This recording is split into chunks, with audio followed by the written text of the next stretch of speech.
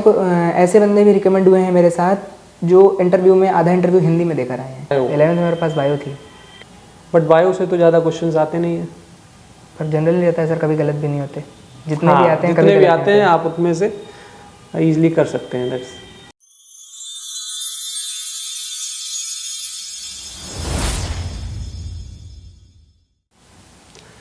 जय हिंद everyone, welcome to Target Defence Academy. My name is Sachin और आज के इस वीडियो में बहुत ही इंटरेस्टिंग होने वाला है बिकॉज आज मेरे साथ हैं कौस्तुभ त्रिपाठी, जिन्होंने एनडीए 153 कोर्स में रिटन प्लस एसएसबी क्वालिफाई करके मेरिट लिस्ट में अपना नाम दर्ज करा लिया है। तो मेरिट में 147 मेरिट, राइट?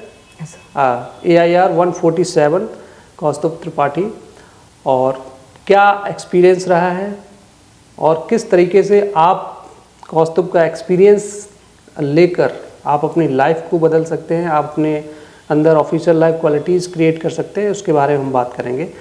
तो first of all congratulations Kaustubh. Thank you sir. और बहुत सारे बच्चों का सपना होता है इंडियन आर्म फोर्सेस में ऑफिसर बनने का, and NDA is the best way.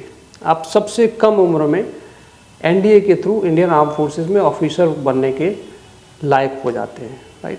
तो इसके लिए क्या करना होता है, मैं तो बहुत सारी वीडियोस ऑलरेडी आपके सामने लेकर आता रहता हूं कि एनडीए में क्या होता है सिलेक्शन प्रोसेस एंड ऑल, ये सारी चीज़ें किस तरीके से आप अपनी पर्सनैलिटी इंप्रूव कर सकते हैं। बट जब सिलेक्टेड कैंडिडेट आपके सामने होते हैं तो उनका एक्सपीरियंस जानना बहुत ज़रूरी होता है कि किस तरीके से इस बच्चे ने एसएसबी क्वालिफाई किया, एनडीए रिटन क्वालिफाई किया, और उसके एक्सपीरियंस को यूज करके आप किस तरीके से एनडीए रिटन और एसएसबी क्वालिफाई कर सकते हैं।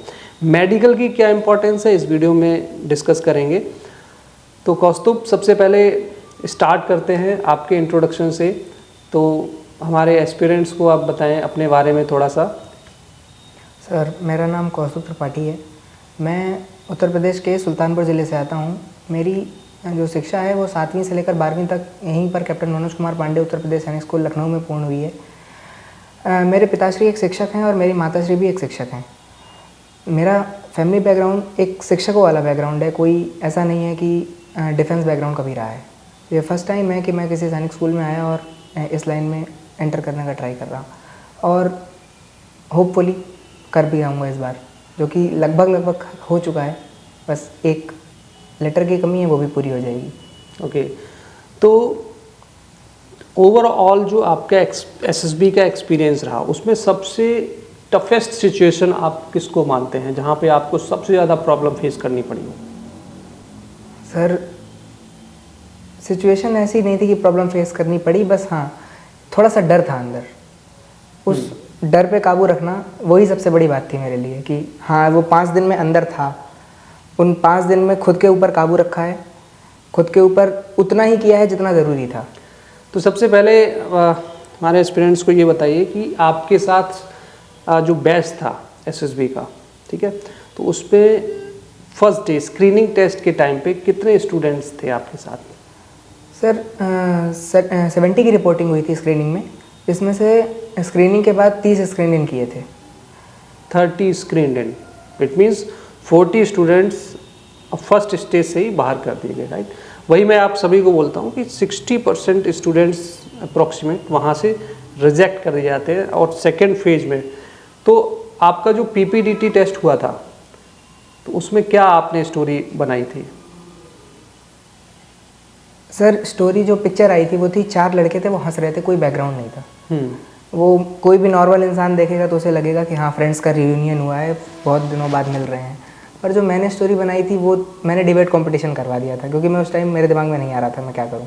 मैंने डिबेट कंपटीशन ऑर्गेनाइज करवा दिया था। इसी जगह पर मैंने बोला सर, अगर खुद पर मैं काबू नहीं रखता तो शायद मैं भी 39 में होता। वहाँ पर मुझे पता चला कि मेरा जो ग्रुप था 17 का, 16 की स्टोरी लगभग इसी स्टोरी लाइन पर है। मैं अकेला एक ऐसा था जिसकी स्टोरी एकदम अलग थी। और उसके बाद भी कॉन्फिडेंटली मैंने बोला, नरेट किया स्टोरी, ग्रुप डिस्कशन में मैंने पार्ट लिया। और उसके बाद जब रिजल्ट आया तो मुझे अंदर से लग रहा था, स्क्रीनिंग में मुझे पता था कि हाँ स्क्रीनिंग हो जाऊंगा, क्योंकि मैंने नरेशन और ग्रुप डिस्कशन 2 चीज़ें मैंने अच्छी करी हैं। तो ग्रुप डिस्कशन में फिर जो कॉमन स्टोरी आई थी आपकी, तो आई थिंक वो तो आपकी नहीं आई होगी। वो कॉमन स्टोरी मेरी ही थी सर। वो आपकी ही थी? That's good. मेरी थी। And that's a very good point.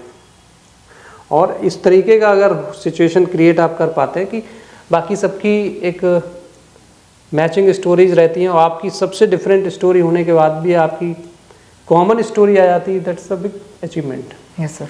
I think उसी वजह से आपका जो सेकेंड स्टेज के लिए रिकमेंडेशन हुआ, that because of this.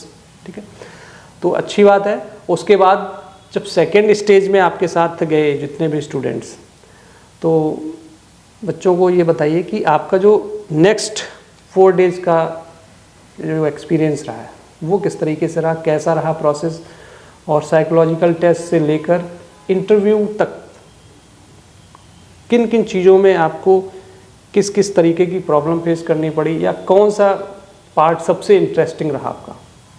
Sir हम 30 स्क्रीनिंग हो गए थे। हमें बताया गया अगले दिन साइकोलॉजिकल टेस्ट है और सुबह आना है, तो हम सब अपना तैयार होकर सुबह पहुँचे फॉर्मल्स में। साइक टेस्ट में स्टोरीज़ लिखी, वर्ड सारे के सारे लिखे, जितने भी वर्ड थे 60 वर्ड पूरे लिखे, SRTs करी, SDs करी। वो मैं ईजिली कर पाया क्योंकि प्रैक्टिस मेरी इतनी थी कि हाँ वहाँ मेरा कुछ छूटा नहीं। मेरी 2 स्टोरीज़ छूट गई थी, वो मैंने आधी पर छोड़ दी थी क्योंकि मेरा टाइम बच नहीं रहा था और अगली पिक्चर आ गई थी स्क्रीन पर। तो उसका टाइम कवर करने के लिए मैं SD और जो मेरे वर्ड थे वो मैं जल्दी लिखे मैंने। तो सेल्फ डिस्क्रिप्शन में जो 2-3 मिनट मेरे पास बचे, मैं वापस आया और वो स्टोरी अपनी पूरी करी फिर। तो it's also a big achievement कि आपने SRT पूरी अटेम्प्ट की। नहीं सर, मैंने वेट पूरे अटेम्प्ट किए। वेट पूरे मेरे SRT 52 अटेम्प्टेड थी 60 में से। 52 के SRT काफ़ी हद तक बच्चों के छूट जाते हैं और वेट भी छूट जाते हैं। ये अच्छी बात है कि आपने पूरे अटेम्प्ट किए। और उसके बाद आता है आपका SDT के बारे में क्या सजेस्ट करना चाहेंगे स्टूडेंट्स को? सर जितना खुद को जानेगा इंसान उतना ज़्यादा वो अच्छा लिख पाएगा। मैं जितना जानता था मैंने पूछा, अपने दोस्तों से पूछा, मैंने बैचमेटों से पूछा। मैं सैनिक स्कूल में रहा हूँ, मैंने बैचमेटों से पूछा, उन्होंने जो जो बताया कुछ पॉइंट्स ऐसे थे जो सबके कॉमन थे, तो ये पक्का रहता है कि ये चीज़ तो है ही है। फिर मैंने टीचर से भी अपने पूछा कि क्या क्या है, तो कुछ उन्होंने बताया। अपने सीनियरों से पूछा, उन्होंने बताया। जूनियरों से पूछा, उन्होंने बताया। तो मैंने अपनी SD ऐसे तैयार करी। और जब पेरेंट्स वाली बात आई तो वो चीज़ मुझे पूछनी नहीं पड़ी क्योंकि वो मुझे पता था कि क्या होता है, क्या था क्या नहीं था। SDT का जो सेक्शन है वो एक ऐसा सेक्शन है जिसको आप पहले से प्रिपेयर करके रख सकते हैं। बिल्कुल सर। और बहुत ही कॉन्फिडेंटली आप अपने जो भी आपका रियल इमेज है वो आप वहाँ पे मेंशन कर सकते हैं। इस चीज़ का ध्यान रखें, कहीं भी बहुत ही एकदम हाइप क्रिएट करने की कोशिश ना करें, ओवर कॉन्फिडेंस में ना आए। तो over confidence is more dangerous than under confidence, right. SSP में अगर आप ओवर कॉन्फिडेंट हो जाते हैं तो अंडर कॉन्फिडेंस से ज़्यादा ओवर कॉन्फिडेंस आपको बाहर का रास्ता दिखाता है। तो इसके बाद ये हो गया था। उसके बाद GTO का पोर्शन आता है, ग्रुप टेस्टिंग ऑफिसर्स टास्क। तो इसमें कौन कौन से टास्क हुए थे आपके और किसमें आपने किस तरीके से परफॉर्म किया? ग्रुप टेस्टिंग सर दूसरे दिन से चालू हुई थी। मतलब साइक हो गया पहले दिन, उसके बाद 4 दिन बचे थे तो साइक हो गया पहले दिन। दूसरे दिन मेरा GT हुआ था। मेरा इंटरव्यू साइक के जस्ट बाद हो गया। मैं साइक टेस्ट से निकला, उन्होंने हमें फॉलोन किया, फॉलोन करते ही हमें 3 चेस्ट नंबर निकाले, हमारा सीधा इंटरव्यू हुआ था। तो मैं साइक टेस्ट देने के तुरंत बाद जस्ट गया था इंटरव्यू देने। तो दिमाग में चल रहा था कि कहीं साइक टेस्ट ख़राब ना हो गया, पर कंट्रोल रखा था कि ठीक है, जो हो गया सो हो गया, आगे देखना है। और फिर जब GTO चालू हुआ तो उसमें ग्रुप डिस्कशन से स्टार्ट किया। उन्होंने ब्रीफिंग दी, GTO सर ने, ग्रुप डिस्कशन स्टार्ट हुआ। फिर GPE करवाई उन्होंने, फिर PGT, HGT और फिर लेक्चरेट करवाया था। लेक्चरेट में कौन सा टॉपिक मिला था आपको? मेरे 4 टॉपिक थे सर, मुझे 3 याद हैं। एक था वुमेन रिजर्वेशन, एक था ग्लोबलाइजेशन, एक था माय फेवरेट डिश। मैंने ग्लोबलाइजेशन पर बोला था। ओके। लेक्चरेट के बाद फिर आपका जो नेक्स्ट डे कमांड टास्क हुआ था, इंडिविजुअल ऑब्स्टेकल्स हुए थे और एक फाइनल ग्रुप टास्क करवाया था GTO सर ने। उसके बाद उन्होंने बोला था हमसे, जब हमारा पूरा 10 का ग्रुप था, जब सारा फाइनल ग्रुप टास्क हो गया चौथे दिन, तो हमसे बात की 15 मिनट बैठ के। हमसे बोला था उन्होंने कि अगर तुम में से किसी ने बाकी टेस्ट में कुछ नहीं किया होगा तो at least 5 of you should be recommended. ये चीज़ उन्होंने बोल रखी थी। तो हमें थोड़ा कॉन्फिडेंस था खुद पर कि इंटरव्यू एक ऐसा एक प्रोसेस है जो 4 डेज में कभी भी हो सकता है, राइट? Yes sir. कभी भी आपको किसी भी टाइम इंटरव्यूइंग ऑफिसर की तरफ से कॉल आ सकती है और आपको इंटरव्यू के लिए बुलाया जा सकता है। तो ये जो प्रोसेस है ये कॉन्टीन्यूसली चलता रहता है, राइट? तो किसी का स्टार्टिंग में आ जाता है, किसी का बीच में आ जाता है, किसी का लास्ट में आता है। तो इंटरव्यू आपका कितने मिनट तक चला था और किस तरीके के क्वेश्चंस आपसे पूछे गए थे? मेरा interview sir around 40 to 50 minute चला था। 40 से 50 50 मिनट्स। Yes sir. ओके। और मेरे क्वेश्चन में जो रैपिड फायर क्वेश्चन थे 4 सेट पूछे थे। पहला सेट 12 क्वेश्चन का, दूसरा सेट 12 क्वेश्चन का, तीसरा सेट 8 क्वेश्चन का और चौथा सेट 6 क्वेश्चन का। इसके और पहला शायद पेरेंट्स पे था, दूसरा एजुकेशन पे था, तीसरा स्पोर्ट्स पे था, चौथा अचीवमेंट्स पे था। उसके बाद उन्होंने मेरे PIQ फॉर्म से कुछ नहीं पूछा, मुझसे पूरी वर्ल्ड की बात करी, वर्ल्ड अफेयर्स जितने भी जो भी चल रहा था दुनिया में पूरे वो पूछा गया। थोड़ा बहुत बेसिक आर्मी की नॉलेज चेक करी थी बस।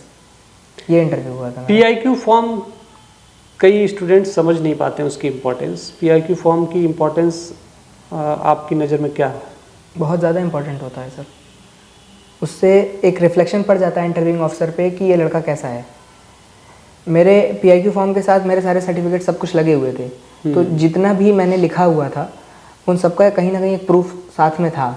तो मुझे जो लगता है कि हो सकता है इसी वजह से मुझसे PIQ फॉर्म से ज़्यादा क्वेश्चन नहीं उठे। राइट।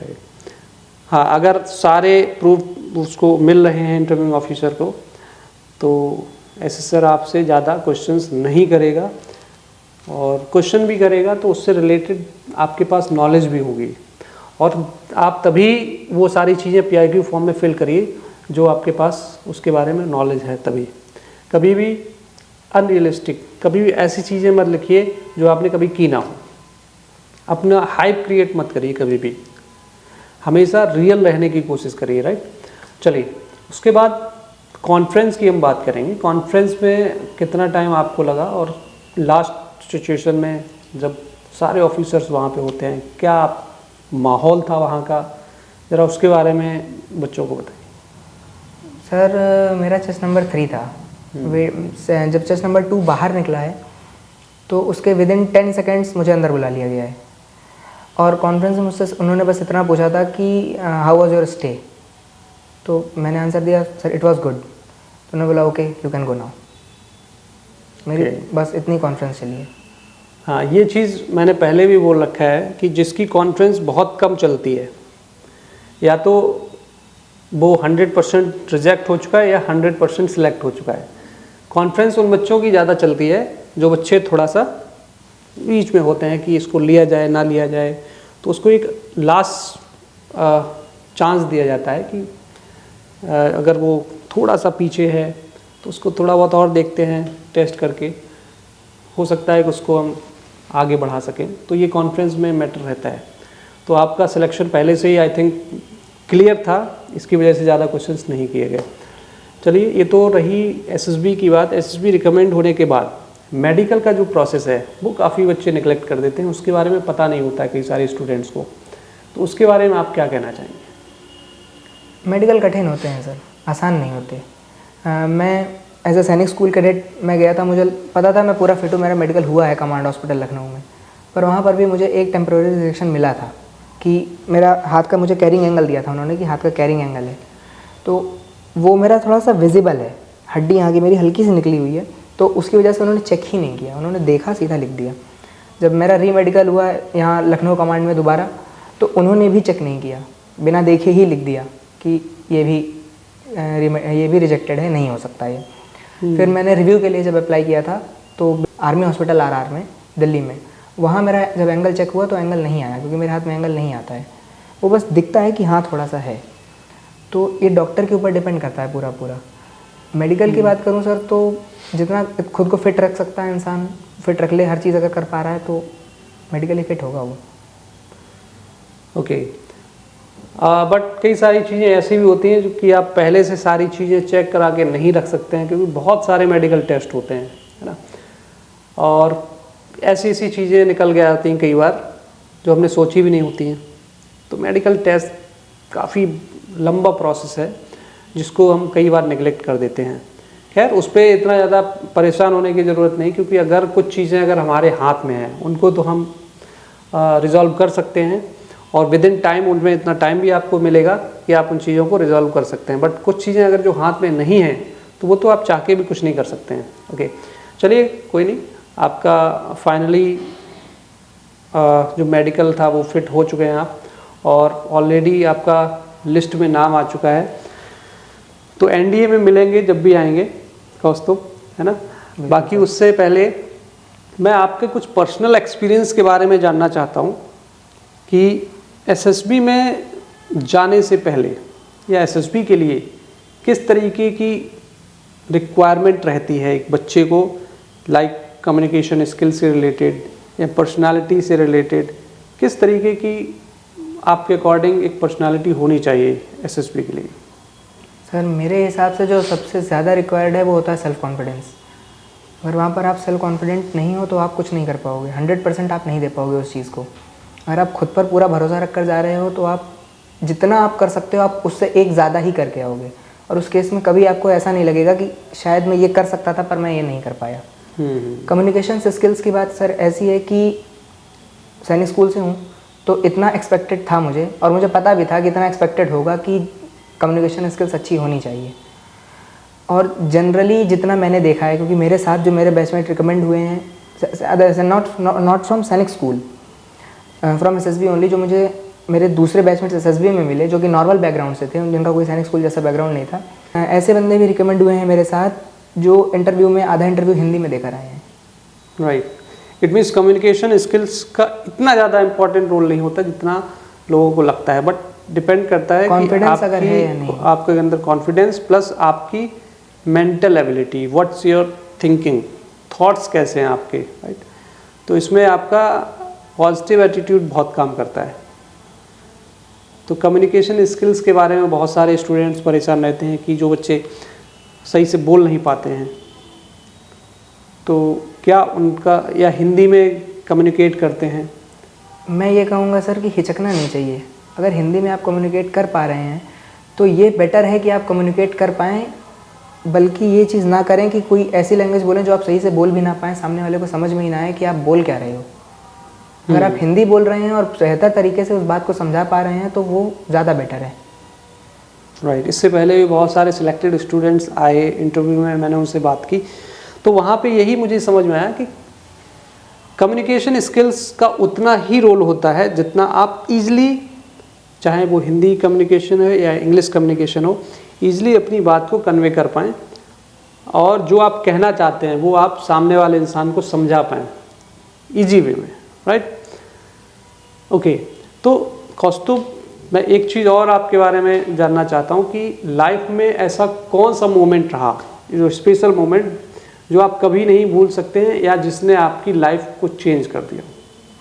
सर मोमेंट्स बहुत सारे हैं, मतलब बैचमेट्स के साथ हैं, सीनियर्स के साथ हैं, जूनियर्स के, पर जो मैं कहूँगा कि मैं भूलूँगा नहीं कभी, वो एक ये चीज़ रही है कि जब मैं पूरी तरह से मुझे भरोसा हो गया था कि मैं अनफिट हूँ, मैं मतलब नहीं हो पाएगा, तब जब मैं आरआर में जाकर फिट हुआ हूँ, उस टाइम पर मुझे लगा था कि हाँ ये चीज़ सबसे अच्छी हुई है।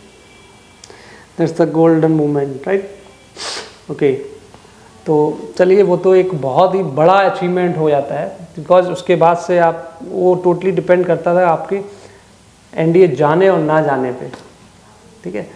और मेडिकल बहुत ही इम्पॉर्टेंट चीज़ है, उससे पहले आप अपने शरीर को फिट रखें, एक डेली एक्सरसाइज करें, और अपना जो डेली रूटीन है उसको मेंटेन रखें, राइट। तो कौस्तुभ, कुछ ऐसी चीज़ें जो आप शेयर करना चाहते हो, जो आने वाले स्टूडेंट्स हैं, डिफेंस एस्पिरेंट्स हैं, उनको कुछ सजेस्ट करना चाहते हैं? मैं बोलूँगा सर कि आउटडोर एक्टिविटीज़ में जितना ज़्यादा पार्ट ले सकते हैं पार्ट लें, क्योंकि वो चीज़ें बहुत ज़्यादा पर्सनालिटी डेवलप करती हैं। इंसान कैसे बाहर रिएक्ट कर रहा है, कैसे चीज़ों को हैंडल कर रहा है, या आउटडोर एक्टिविटीज़ लाइक कुछ भी हो सकता है सर। स्पोर्ट्स, कोई इवेंट ऑर्गेनाइज करवा रहे हैं, फेयरवेल ऑर्गेनाइज करवा रहे हैं, कोई भी इवेंट हो गया, डिबेट से लेकर फेयरवेल, कुछ भी हो गया, और स्पोर्ट्स खेल रहे हैं, स्पोर्ट्स में भी बेसिकली टीम स्पोर्ट्स। इसके अलावा कम्युनिकेशन स्किल का भले ही उतना मैं खुद पर्सनली उतना रोल नहीं मानता हूँ, पर फिर भी कम्युनिकेशन स्किल हर इंसान के पास होनी चाहिए। और उसके लिए जो बहुत बेसिक लोग बोलते हैं कि मिरर प्रैक्टिस और स्टेज पर जाकर बोलो, क्योंकि स्कूल तो सब जाते हैं, स्टेज सबको मिलता है। ओके, हाँ, ग्रुप की बात से मुझे एक चीज़ याद आई कि ग्रुप प्लानिंग एक्सरसाइज एक टास्क होता है एसएसबी में, तो उसमें आपको कौन सा टास्क दिया गया था जीटीओ की तरफ से? सर जो हमारी ग्रुप प्लानिंग एक्सरसाइज थी सर, उसका सच बताऊं तो वो उस टाइम हुई थी और मुझे क्लियर याद नहीं है। उसमें 4 प्रॉब्लम थी, उसमें हमने 2 मेजर प्रॉब्लम निकाली थी और एक माइनर थी और एक ऐसी थी जो इमरजेंसी थी। वो किसी का शायद पैर टूटा था, किसी दोस्त का। तो सबसे पहली प्रॉब्लम हमने जो पैर टूटा था वो टैकल करी थी, उसके बाद वो जो 2 मेजर प्रॉब्लम थी वो टैकल करी थी, और फिर सबसे माइनर वाली प्रॉब्लम थी। वो माइनर वाली शायद ये थी कि किसी छोटी बच्ची की गुड़िया खो गई है, वो ये था। Anything which you remember from the GTO, like from the command task, from GP, from group task, किसी से भी एक भी ऐसा टास्क जो आपको याद हो बिल्कुल अच्छे से, जो आपको मिला हो? मुझे कमांड टास्क याद है सर, क्योंकि वो मुझे ही करना था मेरे 2 सबॉर्डिनेट्स के साथ, तो वो मुझे बहुत अच्छे से याद है। ओके, क्या था टास्क आपका? 2 लाइन थी सर वाइट, बीच में 3 स्ट्रक्चर्स थे, 3 ऐसे और 3 ऐसे, तो 2 रास्ते थे जाने के। जीटीओ ने मुझसे बोला था कि कोई भी एक रास्ता चूज़ कर लो, तो मैंने जो पहला वाला लिया रास्ता, उससे मैं पार कर गया। वो जीटीओ सर लगातार रेड ब्लू कर रहे थे कि हाँ थोड़ा कठिन हो, पर किसी तरह somehow with the help of subordinates मैं कर गया। उसके बाद हम लोग आए दूसरे वाले पे भी मैं पूरा कर गया। सबॉर्डिनेट्स हेल्प कर रहे थे, वो बता रहे थे, लेकिन आखिरी में जाकर क्या हुआ, जो लास्ट वाला स्टेज था, जो छठवां ऑब्स्टेकल था, उस पर मैं अटका, उस पर समझ नहीं पाया मैं क्या हुआ है। उसके मैं ऑलरेडी उस स्टेज पे मैं 2 सोल्यूशन दे चुका था उसी ऑब्स्टेकल पे, और जीटीओ को चाहिए था कि मैं एक और सोल्यूशन दूँ, क्योंकि उसमें 3 सोल्यूशन थे और मुझे वो तीसरा क्लिक नहीं हो रहा था। तो फिर मेरे सबॉर्डिनेट्स को तरफ मैंने देखा तो उनको भी समझ में नहीं आ रहा था क्या हो रहा है। तो फिर उसके बाद सामने से जीटीओ सर ने मेरी खुद ही हेल्प कर दी, क्योंकि इस दौरान में कहीं उन्होंने मेरी हेल्प करी नहीं थी। वो आखिरी में जब अटका तो उन्होंने खुद बता दिया कि ये ऐसे होगा, अब तुम जा सकते हो। ओके, तो ओवरऑल आपका क्या एक्सपीरियंस रहा एसएसबी का? मैं कहूँगा सर थ्रिलिंग था, थोड़ा सा थ्रिलिंग, बढ़िया था और थ्रिलिंग था, बढ़िया था। तो एनडीए रिटन एग्जामिनेशन की अगर मैं बात करूं तो एनडीए रिटन में आपका जो रहा था रोल, ठीक है, तो उसमें कौन से पार्ट था जिसमें आपने सबसे अच्छा स्कोर किया था, और किन चीज़ों पे स्टूडेंट्स को ध्यान देना चाहिए रिटन के लिए? सबसे ज़्यादा तो सर मैथ पे ध्यान देना चाहिए, क्योंकि अगर उसकी सेक्शनल कट ऑफ नहीं निकलेगी तो आगे तो बात ही नहीं बनती फिर। राइट। और स्कोरिंग के लिए मैथ और गैट दोनों है। अगर आपकी मैथ अच्छी है, आप मैथ में अच्छे हो, मैथ से स्कोर कर ले रहे हो, तो उससे बेटर कुछ हो ही नहीं सकता। और गैट तो फिर है ही स्कोर करने के लिए। प्रीवियस ईयर क्वेश्चन सबसे ज़्यादा ज़रूरी है, मैं ये बोलूँगा। दोनों गैट में कौन सा पोर्शन था जो आपको सबसे अच्छा रहा, जिसमें से सबसे अच्छा स्कोर आपने किया? इंग्लिश और biology. English and bio, but bio से तो ज़्यादा क्वेश्चंस आते नहीं हैं। पर जनरली रहता है सर, कभी गलत भी नहीं होते, जितने हाँ, भी आते हैं जितने भी आते हैं आप उतने से ईजिली कर सकते हैं। दैट्स स्कूल में पढ़ा ऐसा है सर, तो कभी तो गड़बड़। आपके पास बायो था या? मेरे पास बायो थी सर, बायो 11th में मेरे पास बायो थी। ओके, तो बायो के तो काफ़ी कम स्टूडेंट्स होते हैं सैनिक स्कूल में। पर सर मेरे बैच में मेजॉरिटी बायो के स्टूडेंट्स की थी। मेजॉरिटी? ओके, मेरे टाइम केवल 2 थे, ठीक है, 2 थे, जिसमें से एक अभी एनडीए में है, विनय प्रकाश, जो ऑलरेडी अभी इस समय मेजर है। मेरा बैचमेट सर जो 152 कोर्स में एनडीए गया है, वो भी बायो वाला था। ओके, तो पहले कम लेते थे बायो, लेकिन अब मुझे लगता है कि ज़्यादा ले रहे हैं। डिपेंड करता है ना सर। हाँ, तो अभी कौन पढ़ा रहा? अभी शोभा शुक्ला मैम पढ़ा रही हैं। शोभा शुक्ला मैम है, अमित चौरसिया सर हैं, और सर लोग पढ़ाते हैं, बढ़िया पढ़ाते हैं। टीचर्स का क्या रोल रहा है आपकी उसमें? पढ़ाया नहीं होता तो मैं यहाँ कहाँ होता है। Right, that's a best answer.